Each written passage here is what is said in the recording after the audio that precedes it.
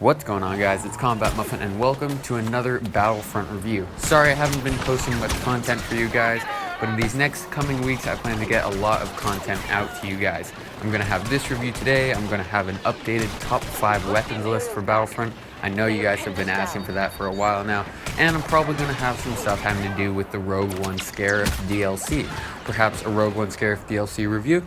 I don't know, but I definitely want to get some stuff out to you guys pertaining to the Rogue One DLC. As for this review, it is on the K-16 BRYAR pistol, the weapon that came along with the TL-50 in the Death Star DLC. Now, if you watched my TL-50 review, you would notice that in the beginning I say that I'm going to review the TL-50 and then the K-16 BRYAR pistol, and then do one of our comparing and contrasting videos on that.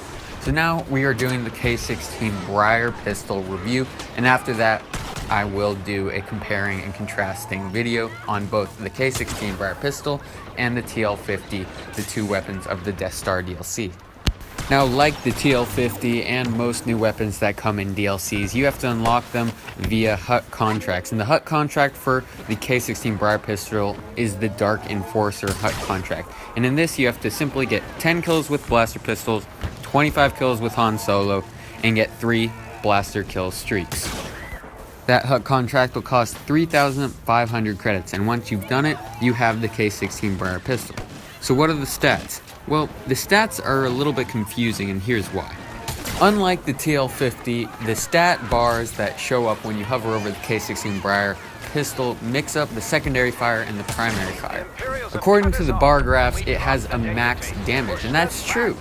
However, that only applies to the secondary fire. The primary fire, however, is not even close to max damage. In fact, it only does 25 damage points per hit, which means that it'll be a 4-hit kill to the body in Star Wars Battlefront game modes. Now, its rate of fire is also somewhat deceptive, as it's not as bad as it would seem on the bar graphs. Its rate of fire is actually somewhat good. You can get 240 rounds per minute out.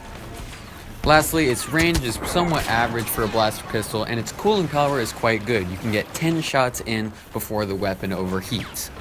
So that was the primary fire for the K-16 BRYAR pistol. Now let's move into the secondary fire. It's somewhat similar and different to that of the TL-50, but operates in the same manner. However, with the TL-50, where it has arc and splash damage, the K-16 BRYAR has no arc and no splash damage. It is a direct fired bolt. Compared to the TL-50, the K-16 BRYAR pistol takes a lot longer to charge up its secondary fire. However, that secondary fire does a lot more damage than the TL-50. It does so much damage that even though it's not ionic, it can still do plenty of damage to AT-STs and even take one out in, I think, 4 shots. That's how powerful it is. It does 150 point damage to heroes, which is a lot, and of course, it one-shots all opponents on the battlefield. Now let's get into whether or not I think it's a good weapon. For me, personally, I don't really like this weapon. It really suffers from the same issue that I believe the DLT-19X suffers from, the sniper that came in the Outer Rim DLC. The reason why I say that is that, like the DLT-19X, you need to wait for someone to be stationary in order to utilize its one-shot ability. It's very hard to calculate bullet travel time and anticipate where your opponent's head is going to be, like with the DLT-19X.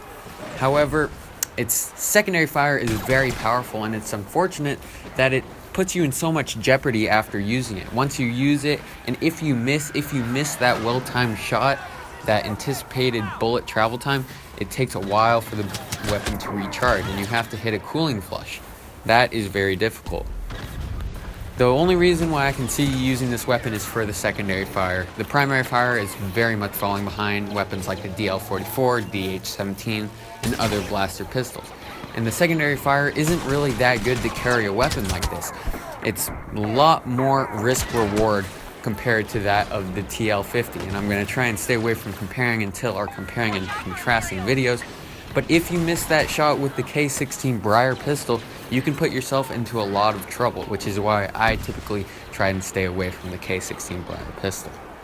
So for me, personally, I give the K-16 BRYAR pistol a 5 out of 10.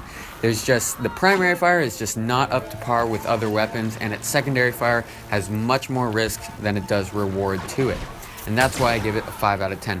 Please, in the comments below, please put what you would give the K-16 BRYAR pistol out of 10, 0 being it's absolute shit and you should not use it, 10 being it's my favorite weapon, I use it in every single battle. Please put that in the comments below and I'd love to hear what you have to say.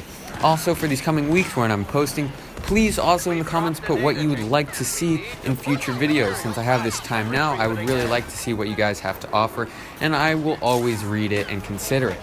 That pretty much does it for me. Like and subscribe and comment your thoughts. My name's been Combat Muffin, and I'll see you guys on the other side.